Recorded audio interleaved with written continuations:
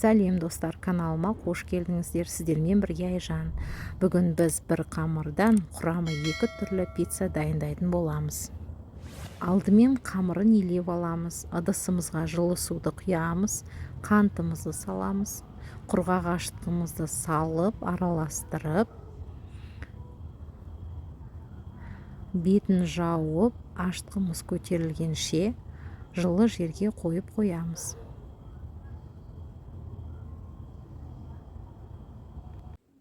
Ашытқымыз көтеріліп дайын болды. Ең бірінші су майымызды құйып, тұзымызды салып, араластырып аламыз. Ұнымызды аз-аздан салып араластырамыз.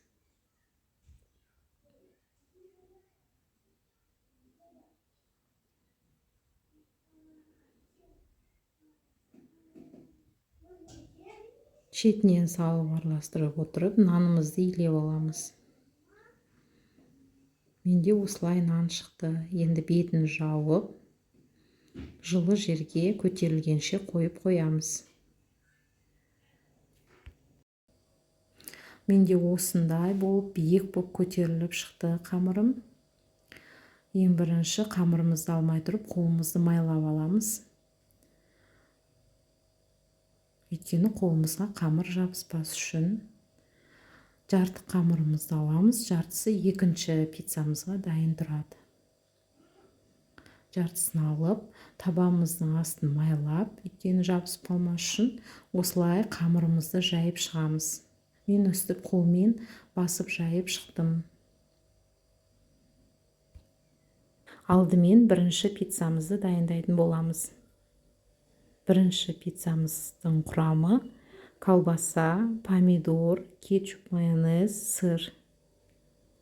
Мен осылай турап шықтым. Сіздер өздеріңіз білесіздер, жалпақ қып турайсыздар ма? Ал мен 4 бұрышты қып турап шықтым. Бағанағы дайындап қойған нанымызға кетчуп пен майонезімізді салып, щеткамен осылай әдемі қып жағып шықтым.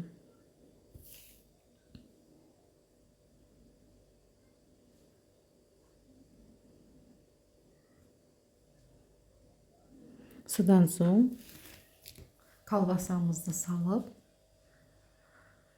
осылай әдемі қып салып шықтым. Помидорымызды салдым. Біздің бірінші пиццамыз дайын болды.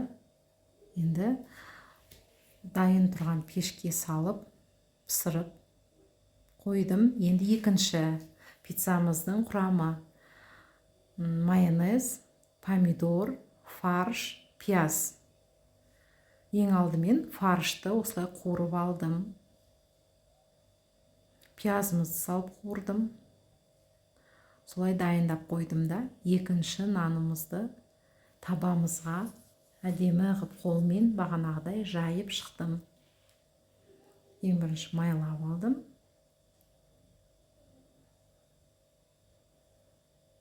Осылай қолменен жайып шықтым.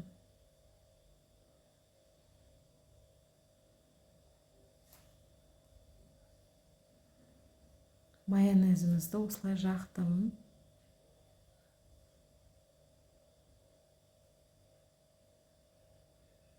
Содан соң бағанағы дайындап қойған фаршымызды, пияз екеуін қуырдық.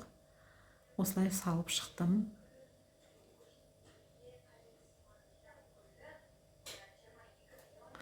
Помидорымызды бетіне сеуіп шықтым. Екінші пиццамыз дайын. Достар, біздің 2 түрлі пиццамыз дайын болды. Каналыма жазылып, лайк басып кетуді ұмытпаңыздар. Сіздерге ас болсын. Өте дәмді шықты.